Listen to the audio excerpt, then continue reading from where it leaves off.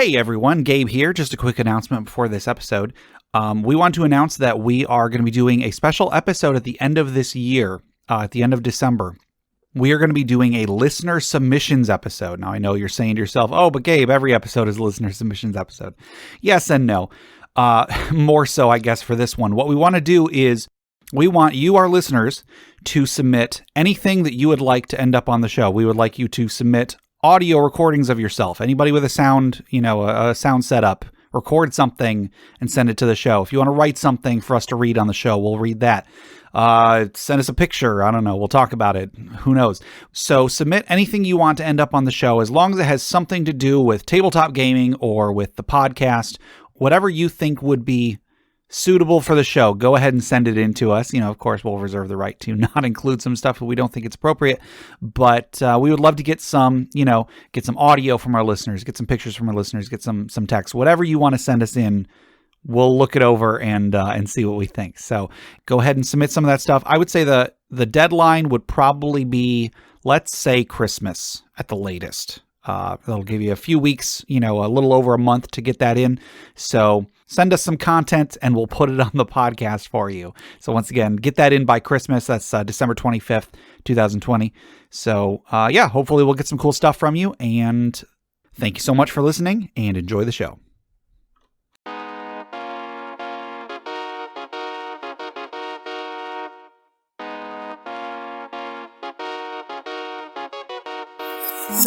Welcome to InterPartyConflict, the podcast where we answer your questions so you can have the best tabletop gaming experience possible.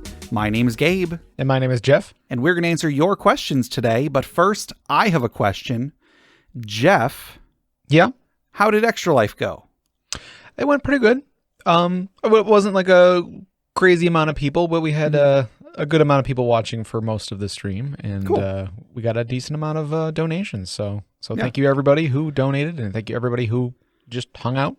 Yeah, huge thank you. I was working that day, so I stopped in for a little bit. I think I popped back in a little bit later on, and my connection was really bad, so I couldn't even do audio only. Oh no! So I wasn't really able to participate in that regard. But yeah, it's fine. Seemed pretty cool. Yeah, I streamed for about 14 hours. I'm not going to do the 24 hours. So Sure. Oh man, after that first year, going for 24 hours, that was really rough. Yeah. But no, yeah, we got a decent amount of donations, and I'm happy about it. Cool.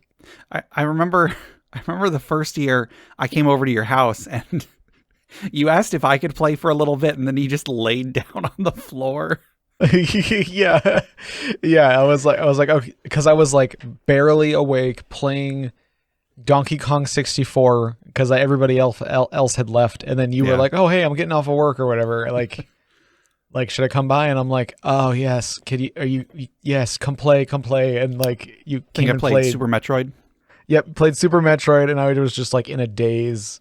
Yeah, and yeah, there was one point where I just laid down on the floor, or at the very least, I really wanted to lay down on the floor. I don't know. I was very sleepy.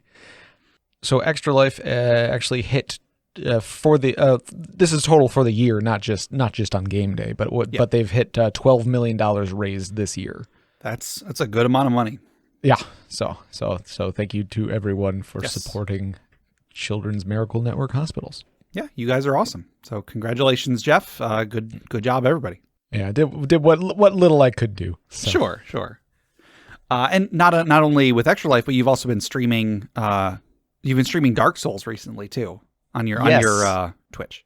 So yeah, on my personal Twitch channel. Yeah, I've been running through the first Dark Souls game, Dark Souls Remastered. Yes, because I've never beaten Dark Souls 1. It's a good game. And like, yeah, it's like, I know it's a great game. Like, and I've gotten up to Ornstein and Smo, the bosses, and like I've gotten up to them a couple times and just stopped because they were, they're pretty tough encounter. Yeah, it's a common stopping point for people who get into that game. Yeah, so I decided, well, I just started getting into streaming. I'm like, well, what can I stream? What's something I can stream and like consistently and keep going with? And I'm like, oh, I've never beaten Dark Souls. That could be interesting. Yeah. So I still haven't beaten it. Probably about halfway through the game at this point. Okay. I want to say, I don't know. I from what I've been told, it's around halfway. I would say you're a bit closer to 2/3 personally, but we'll see. Right. Yeah. We'll see how long it takes me. Yeah. But yeah, no, you're doing a great job. It's a lot of fun to watch. And like people from the Discord have been hopping in and paying attention as well. Yeah, yeah. So yeah, if anybody wants to come watch me play Dark Souls, I guess we'll see what I'm playing by the time this episode airs. Sure. I mean, I don't know if I'll beat it by then, but I do plan on playing it more this week, so we'll see. Okay. I mean, if anything, you can go and watch the videos are on the Twitch. You can go back and watch them. Yeah. So yeah, if you want to go to twitch.tv/tiltedturtle. Mm-hmm.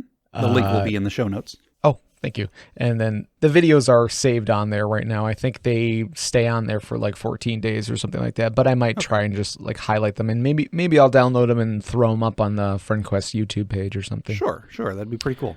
So yeah, I've been doing that. Yeah. So what's going on with you, Gabe? Not really too much. The week that this comes out, I'm actually going to be off from work for a week. After my Halloween debacle, I decided, I'm going to go ahead and take some vacation. So yeah. So I took off a week. So the week before Thanksgiving, I've got that whole week off, and then the week of Thanksgiving, I think I work that Wednesday, and then I think I work Saturday and probably Sunday. So this is actually a pretty good month, work attendance wise, I guess. Right. Yeah. So I don't know. I'll probably try to get caught up on some Patreon stuff during the week off. Cool. Yeah. Yeah. I guess, you want to go ahead and jump into this episode? Sure. Okay. So I want you to imagine, Jeff, that you have to go visit your grandma. Okay. And I don't really have a strong story for this one, but you get to your grandma and you realize she's a dragon, and she tells you to go grab yourself a treat, and she points over to a big candy dish that has a big pile of gold in it, and sitting on top is a little piece of candy. So you go in and get the candy. Do you know where you got that candy from, Jeff? I think I do, but what is it? You got the candy from the Dragon's Hoard.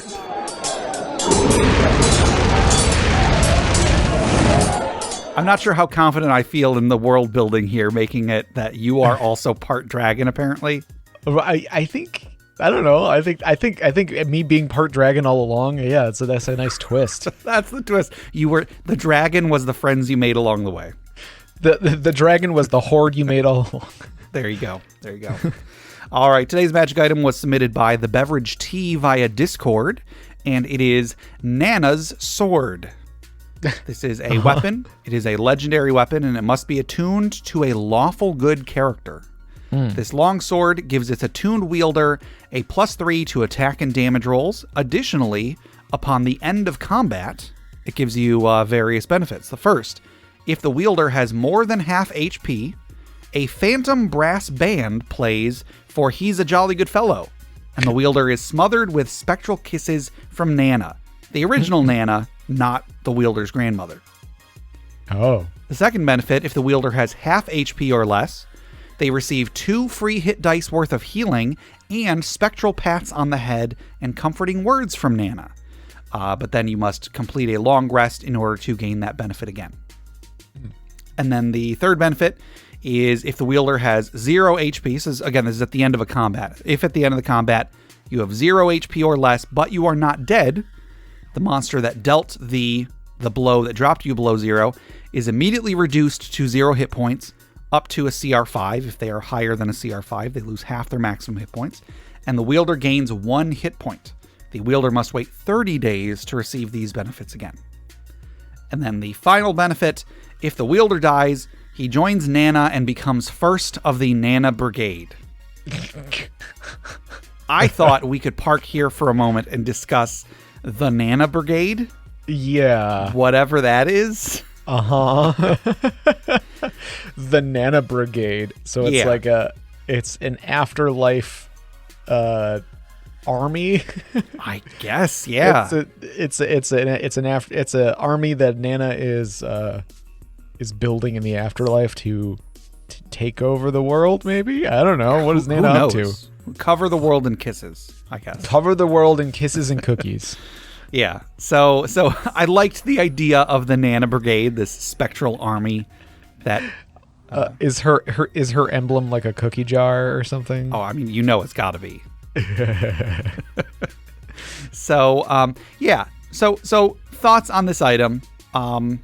It's basically just a +3 longsword that has some effects when. See, it says when at the end of combat, but the third benefit happens if a monster is still active, alive. So that I think that the wording on that would need to be cleared up a little bit.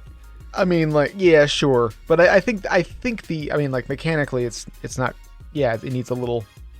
The wording needs a little polish, but like, yeah, I think the idea is when you die, your combat is over because you're dead or something. Okay, that makes sense.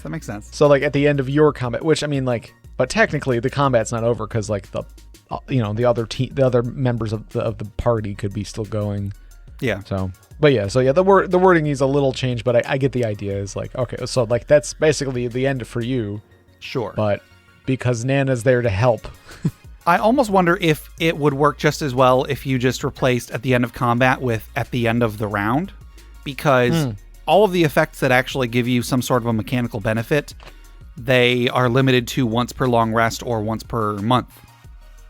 The only one that doesn't have that limitation is the first one, which doesn't really have a mechanical benefit. You just get a phantom brass band plays music for you, and you get kisses. Yeah, and then the half HP one is you receive 2 free hit dice worth of healing. Oh, okay. I thought it was 2. You just got 2 extra hit dice for healing. Oh, gotcha. Out of combat, which I guess that'd be a cool thing. Yeah. That's I would actually like to see more magic items that did that just increased your hit dice. Yeah. That would be interesting.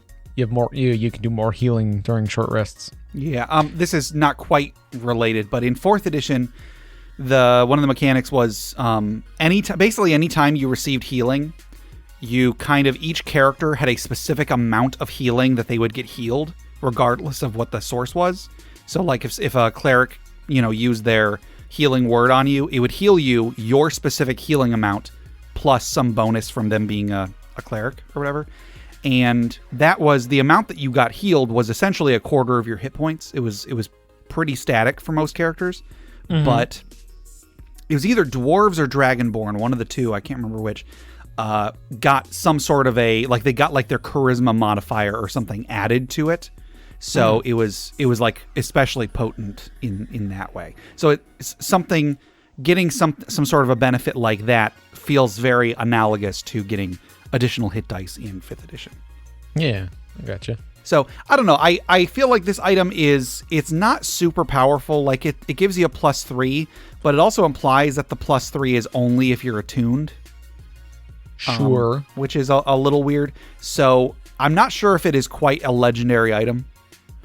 Although it says this longsword gives you its attuned wielder. Mm-hmm. So I wonder if you're holding the longsword in one hand and a different weapon in another, you're still getting that +3. Okay, that's a good question. Yeah. So you could be like throwing dagger in the other hand, or you could be dual wielding or something. Sure.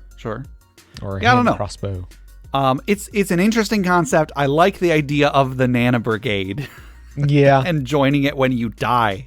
But I don't know. Join the Nana Brigade. I think this needs a little bit of work to become, like a viable item, I suppose. Yeah, but I like the idea. I like the theming. It's fun. Yeah, it's a fun item. I don't even know for sure if this was meant completely seriously, but whatever the case, it's a fun item. Yeah. So once again, that was Nana's Sword, submitted by the Beverage Tea via Discord. Thank you, Mr. Beverage. Mr. The Tea. Jeff, if anybody else wanted to submit magic items for the Dragon's Horde, or submit questions for us to discuss, or stories for the funeral pyre or retirement village, how would they get those to us? They could send us an email at interpartyconflict@gmail.com or join us on our Interparty Discord at bit.ly/interpartydiscord. That's correct. And before we go any further, we do have a giveaway to give away today. As usual, we're giving away a copy of Unearthed Tips and Tricks Volume 2. It is a great supplement courtesy of Crit Academy, and it is a collection of 25 character concepts, encounter concepts, monster variants, magic items, player tips and DM tips. Tons of stuff for players, for DMs, for everybody. Lots of great content in there. Jeff, who is our winner of this great supplement today? Our winner is Matthew V. Winner. Gobble, gobble, gobble. Yes, congratulations, Matthew V. You should be getting that in your email within the next few days. When you get it, be sure to leave Crit Academy a review. The more reviews they get, the more attention they get, the better they can make products in the future. And a huge thank you to Crit Academy for making this possible. I really like that we're able to give out this a free copy of this every week. Congratulations, Matthew V. Jeff, if anybody else wanted to be like Matthew V and they wanted to win a copy of this free supplement, how would they do so? They can send us an email at interpartyconflict@gmail.com with Unearthed Tips and Tricks Volume 2 in the subject line. That's correct. And before we go any further, I also want to thank all of our wonderful patrons. Patreon is an online platform. You can pledge to donate a certain amount of money per month to the creator of your choice. We've got a campaign at patreon.com/InterPartyConflict. We've got a few different rewards on there, a few different tiers. We've got outtakes. We've got fantasy fiction that I've written that I'm turning into audio format. We've got a monthly bonus podcast called InterPatronConflict. And for the time being, at least, we've got a monthly Roll20 game. We will most likely be doing ours this month during this week, the week that this is off. So I guess once we finish recording, I should probably get in touch with all of our patrons and make sure get on that, get scheduling that. So and we recently created a campaign world using Dawn of Worlds, and that's the world that we're going to be playing in. So I'm really excited about that. Yeah. So big thank you to all of our wonderful patrons who have continued to donate to us during these times. I understand times are tough. If anybody had to cancel their pledge or was not able to contribute, we totally understand. For all the people that are out there that are still able to do so and willing to do so, we really appreciate it. You guys are awesome. So big thank you to all of them. And once again, that's patreon.com/interpartyconflict. And then one more thing, check out the other podcasts on the Crit Nation Fellowship. Check out Crit Academy. I already mentioned them. They're at critacademy.com. Justin, Ian, and Austin make new and reusable content for players and DMs alike. Also, check out D&D Character Lab. They are a podcast where they made characters every week and pitted them against each other to debate whose characters were better. And also check out Brute Force and Ignorance. They are an actual play podcast on our network as well. I believe they're still on hiatus, still waiting on them to come back, but sometime in the near future. So enough of all that. Let's get into some questions, Jeff. All right. Our first question comes from the Beverage Tea on Discord, and they ask, let's say you have to make a character for a good party, a neutral party, and an evil party. What are your go-to characters for each? Yeah, so this is just kind of a little thought experiment. Somebody comes up to you and they said, hey, Jeff, I want you to play in this D&D game with us. We're going to be playing a good party, a good aligned party. Yeah. What's your character concept? A paladin of Nana. Okay. That's that. Now, are you a member of the Living Nana Brigade, or is that something that you are going to form once you die? Well, yeah. That is the main goal of a paladin of Nana. They want to achieve that they want to transcend to become a member of the Nana Brigade. Sure. So their belief is that life is just a test to get into the Nana Brigade. So they're training to become part of the Nana Brigade. There you go. And the holy symbol is obviously a cookie jar. Of course. Yeah. It's a jar. It's a little glass jar that goes around your neck, and it holds inside it a fragment of one of Nana's original recipe cookies. It's got a little relic in there. Oh, so now there's an artifact that is Nana's original, like Nana's first cookie or something like that, or like like her actual cookie jar. It's like in shards all around the world. Sure. Paladin of Nana. Okay. I feel like Paladin is probably the easy choice because, at least in a lot of people's minds, Paladins are always lawful good. Yeah. I would say I'm kind of torn between either a fighter. I like the idea of a good aligned fighter. My mind always goes to like Roy Greenhilt from Order of the Stick. Sure. Yeah. He's a fighter he has a lot of strong moral beliefs, and he's intent on keeping the group together, keeping the group centered, keeping the group on the right path and everything. But he's not preachy about it, Right. Yeah. So I possibly a good aligned fighter, but then also part of my mind is like, what about like a good aligned sorcerer or something like that? Someone that, uses their magic for good and such, but isn't the follower of a deity or devoted to, some sort of an extraplanar good outsider or anything like that. Yeah. So I don't know, one of those two. Maybe I'm copping out a little bit by having two in mind, but sure. something like that. Like, yeah, I mean, I've always liked the paladin class. Yeah. Like having to stick to lawful good, I was always like, yeah, well, kind of, I was sort of like whatever about, but yeah, I don't know. Other than that, I guess like the idea of a good aligned warlock is interesting. Yeah. Because like, depending on like who your patron is, you could have that struggle, like of, sure. It's like you've gotten powers from a literal demon or devil or something, and you're trying to do good with it, and that might not fly with your patron. So I wonder how that goes. Sure, I'm not super familiar with it, but I think that's the idea behind Spawn, the comic book character Spawn.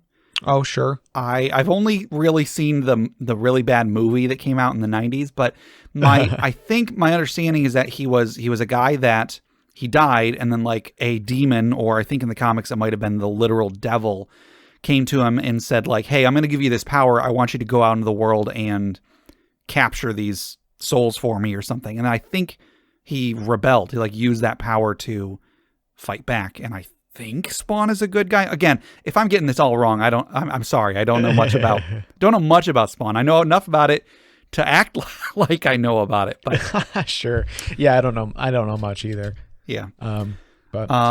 So what is your idea of a neutral party? Yeah. Like for a neutral party. See, and we've talked about, evil parties and such in the past. And I think it kind of starts you off on the wrong foot to say, hey, let's make a blank alignment party. Because, if you say, hey, let's have an evil party, that's very different than if you're just like, hey, let's start an adventuring party and then some or all of the characters are evil. There's a difference there.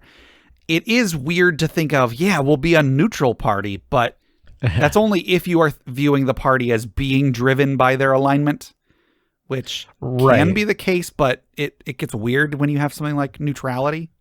Yeah.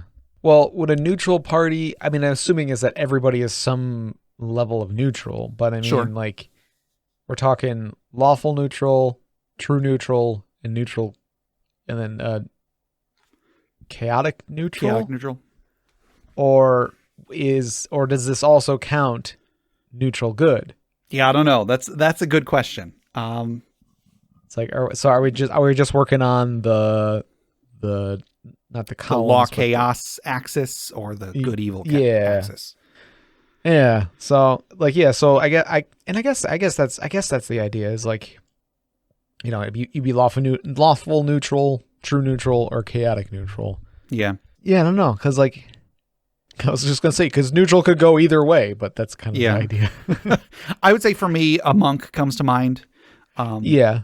In third edition D&D, you had to be lawful to be a monk, but to me, a lawful neutral monk always felt like the right choice for a monk, because it's like you're focusing your mind on something that is beyond petty morals and the views that mortals might have. You're looking at the eternity and so on.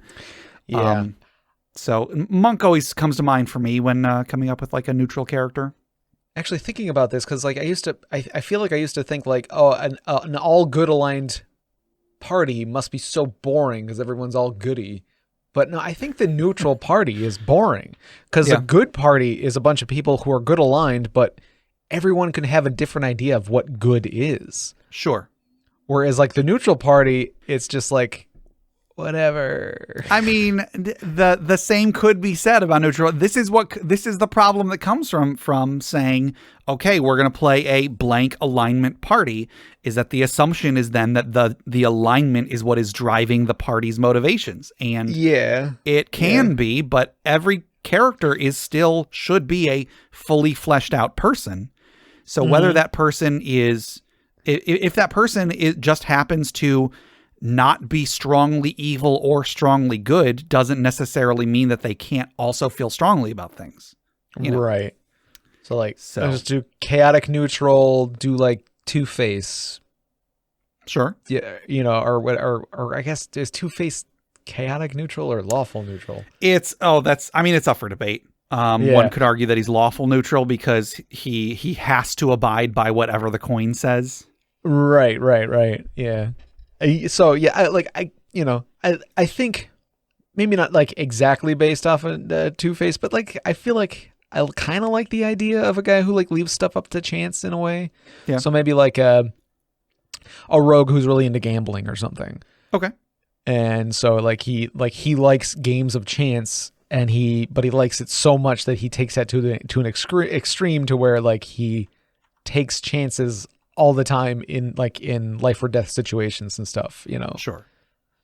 So yeah, like a sort of like a thrill seeker gambler type kind of guy, maybe. That might be interesting.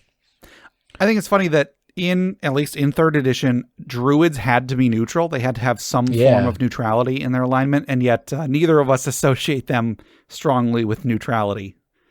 So I just think it's funny. Okay, so let's say someone says, all right, Jeff, we're going to make an evil party. What character comes to mind? Well, I made a character that I made evil, and it's actually kind of funny because she's very much a Nana type character. What if Nana was actually evil? Okay. The other side of the Nana Brigade. Right, yeah. So no, because she's getting people to join her brigade in the afterlife, but she's really building an undead army. Ooh, okay. So maybe she gets people she invites people into the group not because she likes who they are as a person, but because she's like, when they die, I can make a zombie out of that. Right. They've been naughty. But yeah. So yeah, but the character I played was an old lady halfling. Yeah. But I made her neutral evil just because I wanted her to be like she was going to be very selfish and not necessarily like bad guy evil, but like a very selfish person who was not a homicidal maniac, but right. Yeah. Like she wasn't, she'll take advantage of people, and maybe somebody would get killed in the process, but she wasn't gonna, she's not gonna go out of her way to get somebody killed. But if it if what she was going for ended up killing somebody, she wasn't gonna be sad about it. Sure. And really, I mean, that's the more realistic way to play an evil character. Again, we've talked about alignments and evil characters and such in the past, but like, if your idea of an evil character is that they just go around and murder people, I mean, how do they survive as long as they have? Is the question. Yeah. So if it's just that they only care about themselves, and if something bad happens to you, they're not going to be super upset because maybe it furthers their goals in some way. They become a monster, and what happens to monsters in D&D? They get killed immedially. A group of adventurers gets formed to take them out. Right. Yeah. So it's like it's that whole thing where a DM will work tirelessly on an enemy or an NPC or something like that, just to have them die within one adventure. Yeah. It's like, that's what happens to monsters. That's right. What happens to monsters in D&D. They get killed. So like, if you're playing a monster, whether it be an actual monster or a character who is just so evil that they go around just killing whatever, like they're not going to last long. Sure. So for me, the first thing that came to mind is a rogue, like an assassin or something. But I kind of feel like that's the obvious one. Is where my mind went. And I feel like you could play an assassin in a neutral way too. Yeah, definitely. It's just a job. They're doing it, for for the money, Right. for whatever. Yeah. But the more I thought about it, the more I feel like really when I think of evil characters, the type of character that I like to think of is an evil cleric. Because when I first started playing as my character Ichi, one of the players in the group was a lawful evil cleric, a cleric of Mask, the god of lies and deception and whatnot. And he was just, I didn't even realize he was evil for the longest time, just because he was so subtle in how he would manipulate the party and how he would like twist everything to benefit him more than anybody else. Right. And it was just, the player was just so good at that aspect of it. That is my favorite aspect of an evil character, is like the manipulation, is the, the subtle workings, the worm tongue guy behind the throne. Like that's what I think is a much stronger version of an evil character than just, oh yeah, I kill that vagrant on the side of the road. Yeah. I kill the guards. I kill everybody, Yeah, I did look into making an evil cleric at one point. I think it was like the knowledge domain or something. I wanted him to like basically like learn everything about the party and eventually try to use it against them in some way or something. But sure. I forget what the knowledge domain gives you. There's some neat thing in the later levels of knowledge domain where you can learn everything about an item or a person or something by using one of your channel divinities or something like that. I don't know. Okay. Something crazy like that. It was kind of cool. Yeah. Like I feel like, if you're not doing the just like, I'm going to go around stealing everything and killing everybody, like an evil party could be kind of fun, Mm-hmm. Yeah. I don't really have much else to say. I thought that was just a fun, that question was a fun thought experiment. What's your go-to character for each of those alignments? Sure. Yeah.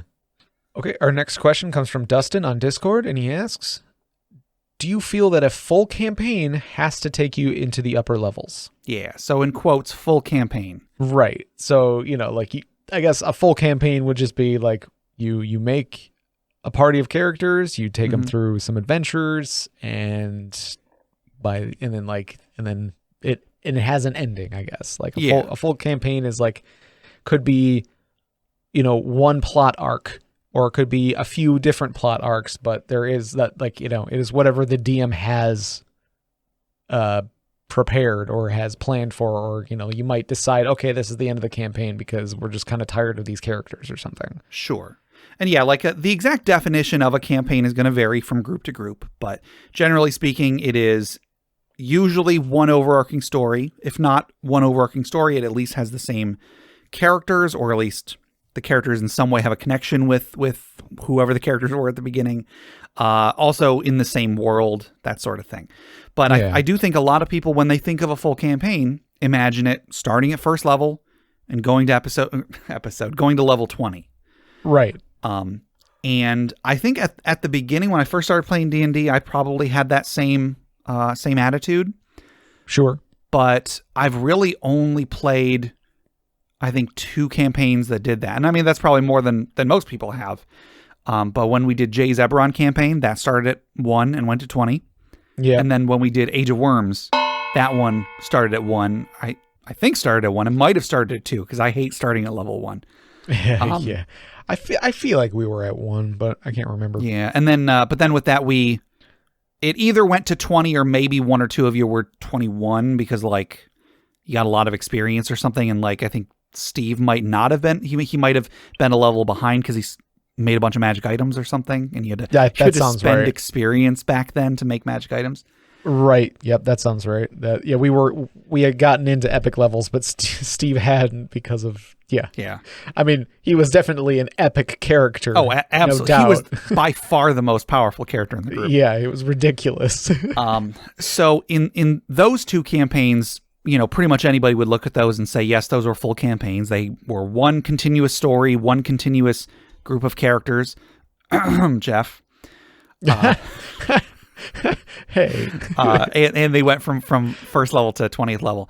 However, before both of those, I played as Ichi, where I started at level 8. I think the rest of the players had been playing for 1 or 2 sessions and they were like level 6 or 7 at the time.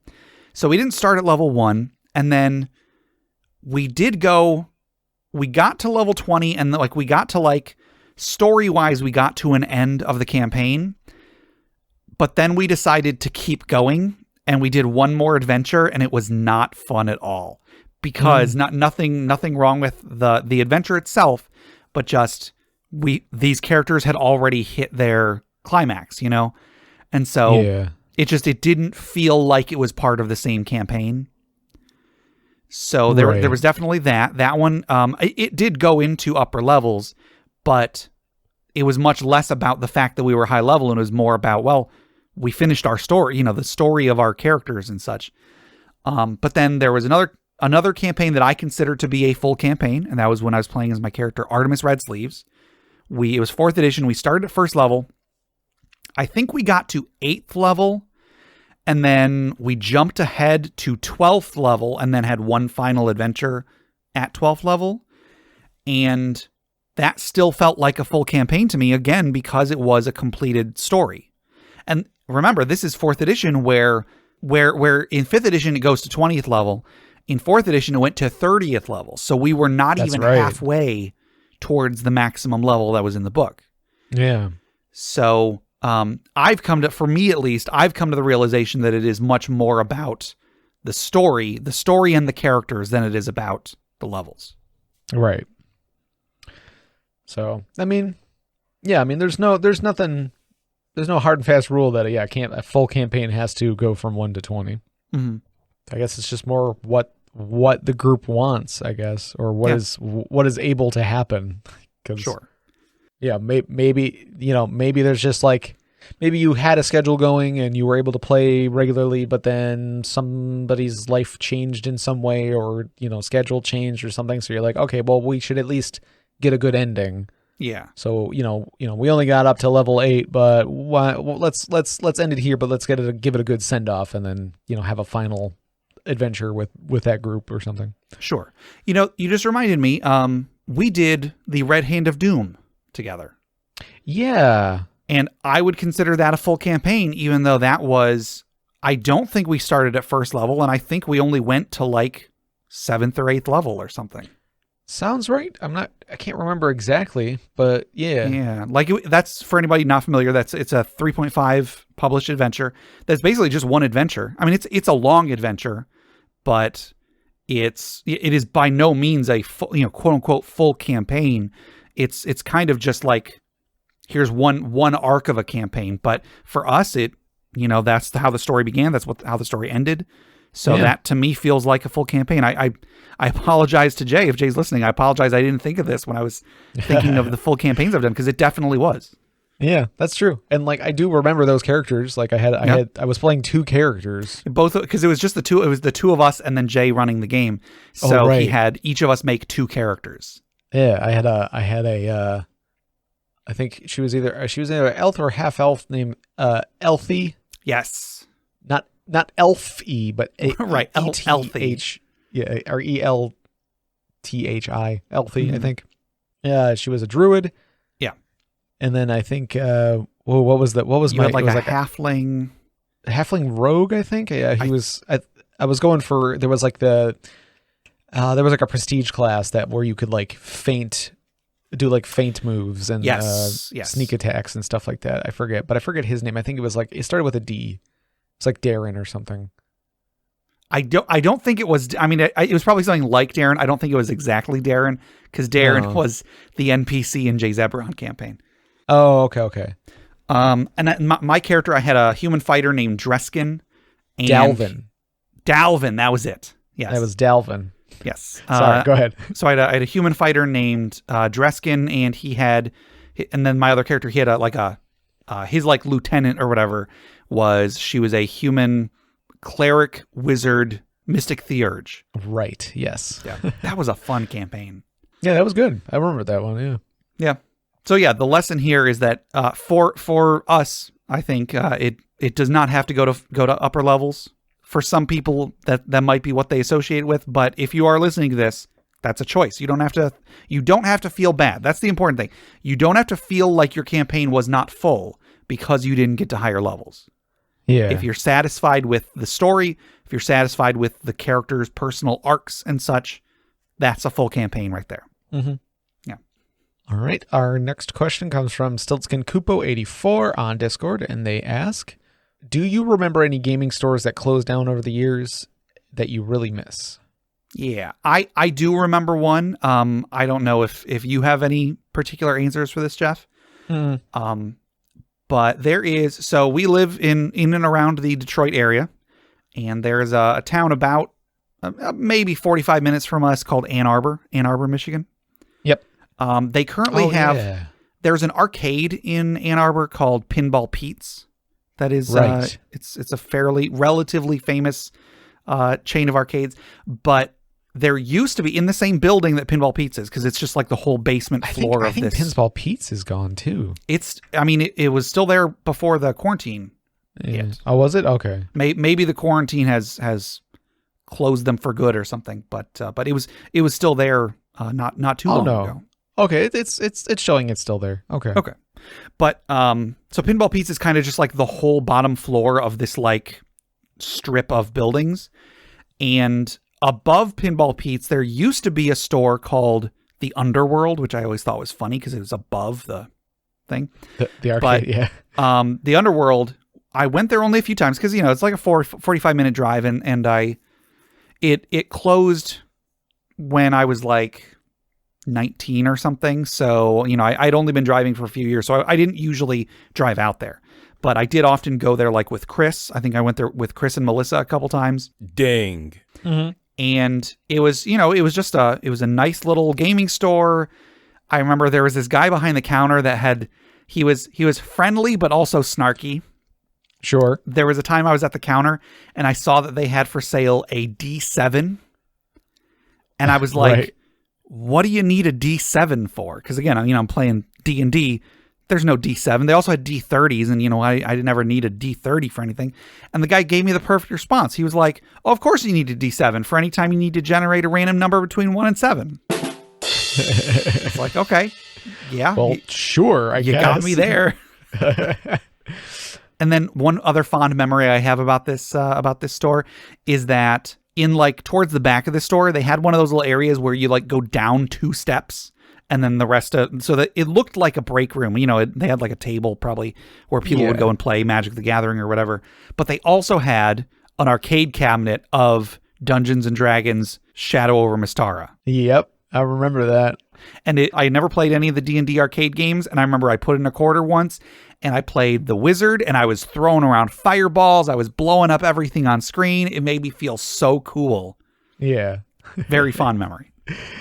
Yeah, I do remember us going there at one point. I think towards the end of I think they were closing down soon. Yeah.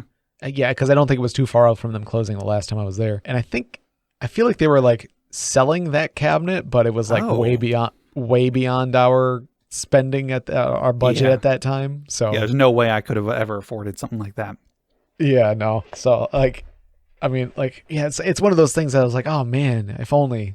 Like that would, if I was gonna buy an arcade cabinet, that'd be one of them. Yeah, buying the one that was in that gaming store that I really like, that would be really cool. Yeah, that'd be neat. We do still have there is a gaming store not very far from us at all. Or for me at least, it's like a mile away.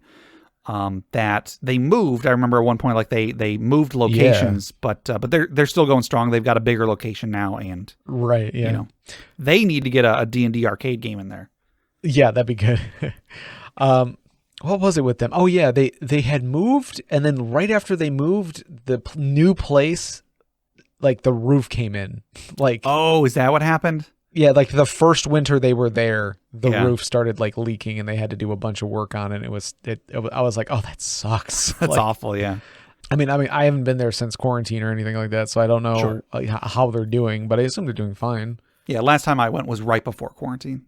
I'm pretty sure they're still around. I mean, like there's another game store that's like right down the street from me, like in the opposite direction of the one you were just talking about. And like they're much smaller, and I was kind of worried that they would disappear. Oh, sure. But like I called them up one time because I wanted to see if they had like a certain thing in stock, and I was just gonna do like a pickup or something.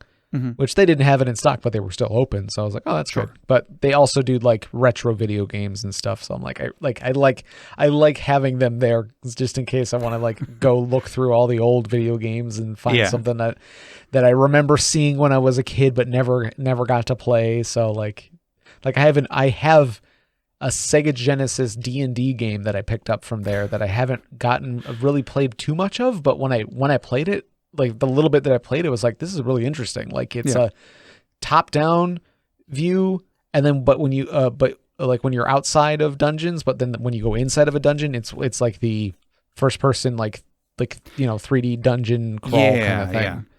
That's cool. I was like, that's neat. Do you know what the game is called? I couldn't tell you. I could go grab it if you want me to. Nah, don't worry about it. Okay. Well, that's really cool. And yeah, I'm pretty sure I know which story you're talking about. So, yeah, other than that, I didn't really get into the whole gaming thing until I was in high school. So, maybe there would have been others if I had, gotten into it earlier. Yeah, gaming stores were for the nerds that actually went outside to go to those stores. I was the kind of nerd that just didn't go outside at all. Sure. So yeah, I didn't really have many gaming stores I went to until I was playing D&D with like Gabe in college and stuff. So yeah. All right. Well, I think that'll do it for our regular questions for today. We still do have our social media questions. Our last social media question was, have you ever played in a game where a PC turned out to be secretly working with the villain? Oh, so I had an idea with this. Okay.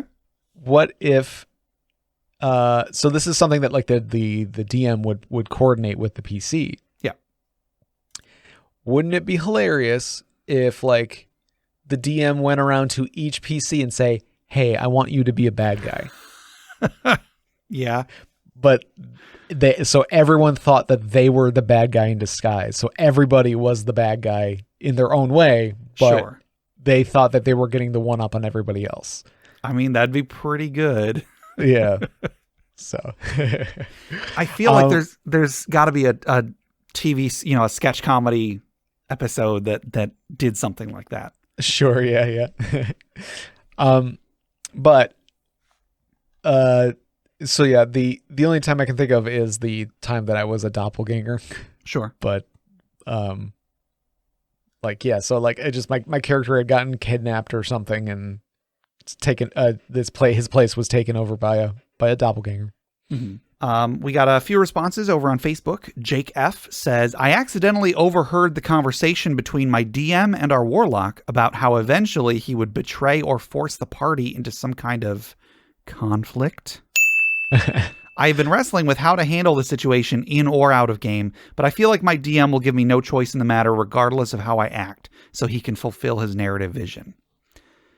And that's disappointing. Like I can understand the position that puts a player in. Mm-hmm. But I don't know. And it's hard to view that objectively once you know how, if Jake had not overheard this, then it might have been a fun twist, but because he knows, that's a rough situation to be in. Ela M says, currently happening in my campaign, all the player's idea. He has a separate agenda from the rest of the party and was manipulated into making a pact with a godlike figure and doesn't really care if the party is successful so long as he gets what he was promised, the restored health of his brother, which he is to receive at the fruition of the main quest, regardless of the outcome. He isn't heartless or evil, but he won't sacrifice himself for the party. He isn't from the same plane and really doesn't like one of the characters. Everyone gets along in real life. The player's interparty conflict is solely in-game. The rest of the party doesn't know how not committed to saving their world he is. They just know he can pick up anything and beat someone senseless with it, and seems to have an endless D10 damage cantrip. Apparently, the character is a barbarian warlock. Oh, sure. Wow, that sounds fun. That's interesting. As long as the conflict is only in game and not out of game, like that sounds like that's a great twist waiting to happen, I guess. Yeah. Jason E says, yes, in my Curse of the Crimson Throne campaign, all of the PCs were wittingly or unwittingly working for various different enemy factions, and about 2/3 of the way through the campaign, it all came to a head and the party had a big argument. A few spells were flung at each other, and then they decided to work together to clean house on all the enemy factions. My players regularly talk about how that was the best session they ever played. That sounds really cool. Yeah. Ivan, or Ivan, I'm not sure which of those it is, says, I actually did this in a campaign once as a DM. We were playing the 40k system Dark Heresy, and the party of inquisitorial henchmen were investigating a desert planet falling into civil war because of chaos cultists. At this time, I introduced a new player playing an Imperial Guardsman who was secretly a follower of Tzeentch, Tzeentch. Okay. Tzeentch. He led the players on a wild goose chase while pulling the strings in the Imperial camp the players were worked out of. Unfortunately, the campaign kind of fizzled out before the big reveal. And that's the worst part. When you've got this awesome thing planned and it just doesn't get that far. Yeah, you don't make it to it. Yeah. And then Adam B says, currently happening in 2 of my campaigns, but I won't go into too much detail as most of my players listen to the show. Ooh. Well, thank you, Adam B, for getting your players to listen to the show, I guess. Over on Reddit, we just got a couple. Alstar the Minotaur says, I know I've talked about this one before, but I played in a game where the entire party was working for the villain. They just weren't aware they were collecting artifacts for the bad guy. Eventually, the party had to fight him, and he was super powerful from all the equipment we gave him. That's pretty good. Yeah. Larison says, I actually ran a one-shot where this happened. The party was working with a soldier from the town guard trying to take down a necromancer. He claimed he had a skin condition, so he never took off his helmet. He turned out to be an undead thrall of the necromancer who had killed the guard and taken his place. I don't know if the ruse would have worked on seasoned players, but I was teaching a bunch of friends to play for the first time, and they were getting so into it, they took every suspicious thing this guy did and assumed an elaborate backstory for him about how his family had been killed by the necromancer, and he was on an emotional, personal quest for revenge, which I, of course, played into at every turn. This was my first time ever DMing, with the looks of utter betrayal on their faces when he turned against them was just priceless. That's good. That's some good DMing right there. Yep. That kind of reminds me of, there was this adventure in Dungeon Magazine back in 3.5 that I remember the adventure being really good. The adventure was so good that it got a sequel like a year later. The adventure was called The Styes, and it was about this like crappy little port town. And anyway, there's all cultists and whatnot going on in the backstory. But I remember there was this one character that the players are not supposed to know is a villain. He's supposed to just be a normal dude. And then, it mentions that he has some sort of a skin condition. And so the players are supposed to go along with him. And then it turns out, oh no, he's a bad guy. But the portrait that they give of this guy in the magazine, he has worms coming out of his mouth. No one is going, and also like his eyes are looking in different directions. He looks like a dead person. He looks like a bloated corpse. So no player, the DM cannot show this photo. If the DM shows this photo, the players are immediately going to be like, oh, that's the bad guy. He's clearly some sort of a monster. Yeah. Anyway. So that was everybody on Reddit. We didn't get anybody on Twitter. And over on Discord, we just got a couple. Stiltskinkupo84 says, I've been in a campaign that ended early, and one of my party members dished that he was going to be working with the villain, but we never played far enough for that to manifest. Also, I heard about a campaign ending from the same DM, how a wizard backstabbed his entire party when the big bad offered him an eldritch library, but that was long before I joined that group of players. Then there was a time I played a drow charlatan bard bent on raising an army of drow under his command. Secretly, I wanted revenge against the matriarchy. When that campaign ended, the DM told me that whatever side of that conflict I was trying to be on, he planned for me to find myself in league with the other side. I decided in hindsight it was just as well things ended when they did. Why play at Queen Killer only to end up a puppet of the system? Yeah, there you go. Dustin says, I once played a 4th edition campaign as a Fire Genasi Tempest. His story was that he was once an archaeologist that found an ancient tomb in the desert and came out a religious zealot who hunted down the guide who left him. Eventually in the campaign, we went to that temple and I learned the truth. I was not the archaeologist. I was a lesser fire spirit granted the memories of a dead explorer by the demon trapped inside the temple. Ooh. The soul of every person I ever killed in that campaign had been used to weaken the chains binding said demon. The DM had told me none of this until it was revealed. It was the greatest twist ever. I was my own enemy. That's pretty good. I like that. I like that sort of a twist in some characters' backstory. Yeah. Then one more. Debrasor says, the closest experience I had was I had a character that ended up joining the other side, at which point my DM took my character sheet and now the party had a new villain to face. And that's pretty good. I like when I like the idea of the DM saying, okay, you're an NPC now, make a new character. Right. I think that's a good way to handle that sort of thing. Yeah, for sure. So that was our last social media question. Thank you, everybody who wrote in. Our next social media question is, if you could give out awards to your group for various accomplishments in tabletop gaming, what sort of categories would there be? There could be an award for most conflict. I don't know. Okay. I don't know. I mean, it's not my current group because I don't really have a current group, but like back when I played with Chris, he would get crits like every round because he would whore out his weapon stats and then he would roll 10 attacks around. So like, most crits in 6 seconds or something. Yeah. Right. Yeah. Most crits in a round. Yeah. I don't know. I don't usually have answers for when I come up with these. I usually just come up with questions I think will be interesting and not necessarily ones I have good answers for. Right. Yeah. Yeah. So I don't know. I'll see if I can come up with anything good by next time. Yeah, I kind of like that idea though. That sort of a thing. It's more like a statistics kind of thing. Makes me think of like the bonus stars at the end of Mario Party. Sure, it's like who moved the most spaces, and it's like, oh, that person did. And it's like, all right, here's a free star for you. Well, oh great, now they're winning just because they moved the most. That's crap. Yeah. Yeah, so I don't know. Again, I don't have a good answer right off the bat, but hopefully our listeners do. Like, yes, somehow the DM was keeping track of how many squares a person's moved in the entire campaign. I mean, that's a thing the DM could do. Yeah. There is in the Rise of the Rune Lords adventure path in Pathfinder. Mm-hmm. If I'm remembering correctly, there is a point in the campaign where the DM is encouraged to like keep track of various decisions that each party member makes because the whole campaign sort of revolves around the 7 deadly sins. And so there's a point where if any of the characters have exhibited certain of those sins more than others, then things happen as a result of part of the campaign. I don't remember if they're good or bad, so I'm not in a spoiler, but I just remember there being a part where it's like, yeah, as the DM, record whether players do this, whether they do this, and so on, so that then the DM can bring that back up at a later time. Yeah, so that's pretty neat. Something similar, I guess. Yeah. So I think that'll do for our questions for today. So before we close out, let's wind down a little bit. Let's take a deep breath.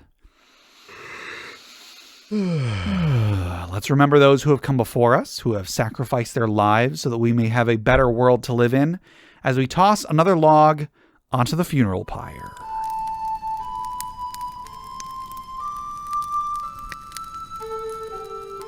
Today's funeral pyre was submitted by Peace Joy Pancakes via Discord. And a small apology to her. She actually submitted these a long time ago. I think I glossed over them entirely because they were very, very, very long.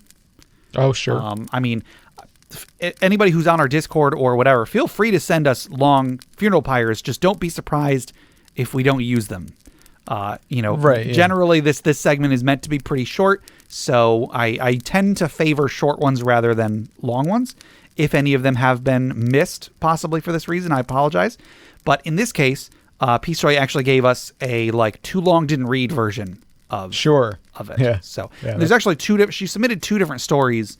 I probably could have done them separately, but whatever the case, I decided to do them together. So today we're going to be giving you the too long didn't read version of Sir Perrin's almost death and then Sir Perrin's actual death. Okay. Small spoilers, I guess. It's a funeral pyre, Gabe. I got it. Okay. Good point. We decided it would be a good idea for us to confront an evil swamp witch in her lair. It didn't go so well for Sir Perrin, and he had to be left behind. We realized we had made a mistake, and it all came down to a 50-50 roll. So going with the what she wrote in the full-length version, like, yeah, they realized that they had forgotten to do something in-game, and so the DM left it up to, okay, I'm going to roll a 50-50. I'm going to roll, a d6. If it's a 1 through 3, Sir Perrin died. If it's a 4 through 6, Sir Perrin is alive. But Sure. the DM didn't tell them. They just made it part of the DM would reveal it later as part of the story. Gotcha. So they realized they made a mistake, and it all came down to a 50-50 roll. For a whole week, Perrin pulled a Schrodinger on me. His squire then dragged him up out of the swamp, unconscious, but alive. That was Sir Perrin's almost death. In a Braveheart-esque moment, we rode into battle against King Kerdrick, who had falsely imprisoned our Earl and another fellow knight. King Kerdrick's army was twice the size of ours, so the chances were slim. But with the alternative being trial for treason, we fought bravely. Sir Perrin died heroically in battle, while the army of Salisbury managed to turn the tides and gain a decisive victory against the tyrannical Kerdrick. And then she does add that if anybody does want to read the whole story, and I did, it's a good story, there's just a lot to it. If anybody wants to read the whole story, just go over to the Discord, which is at bit.ly/InterPartyDiscord. You can read it at your leisure. It's a little ways back, but it is definitely in there. And I do encourage anybody to come and read it. Yeah. So let's raise a glass in memory of Sir Perrin, who took that 50-50 chance and ran with it. Clink. All right, that'll do it for today. To submit questions for us to discuss, items for the Dragon's Hoard, or stories for the Funeral Pyre, please email us at interpartyconflict@gmail.com. For show notes, links to media mentioned on the show, and running lists of questions and magic items, go to interpartyconflict.com. You can join the discussion on social media. We're on Facebook, we're on Reddit, we're on our Interparty Discord, we're on Twitter at InPartyConflict. Check those out for our weekly social media questions. Your answers might end up on the show. Find us on iTunes, Google Play Music, Stitcher, YouTube, Spotify, anywhere you download podcasts. Please rate, review, subscribe, or just tell a friend. If you'd like to support the show, check out the rewards at patreon.com/interpartyconflict. We have a few different tiers, so anything you can spare, even $1 a month, will go towards making the show better, and you'll get bonus content for it. Jeff, tell us about FriendQuest. FriendQuest is a YouTube channel where you can watch us play video games, and then you can also watch me play video games live on my Twitch channel at twitch.tv/tiltedturtle. Yes, that's pretty cool. I very much enjoy checking out your stream. Yeah, thank you. And you can head over to bit.ly/interpartyconflict to take a short survey about our show. What you like, what you don't like, etc. And just for taking it, you'll get 2 free printable board games, courtesy of Mary and Tom over at hollandspiel.com. And our music is made by Boxcat Games from Nameless the Hacker's RPG. So, Jeff, until next time, Nana loves you.